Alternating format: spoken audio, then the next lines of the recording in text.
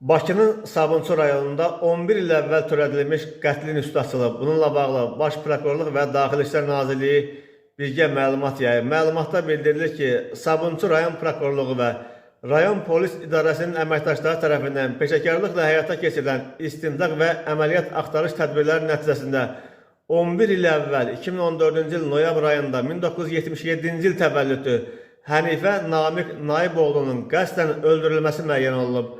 Həyata keçirilən tədbirlərlə 1990-cı il təvəllüdlü Azərbaycan vətəndaşı Cəfərov Hüseyn Gülağa oğlunun ictimai təhlükəli əməlin qarşısının alınması üzrə ictimai borcunu yerinə yetirən Namiq Hənəfiyə bıçaqla xəsarətlər yetirərək öldürməsinə əsaslı şübhələr müəyyən olunub.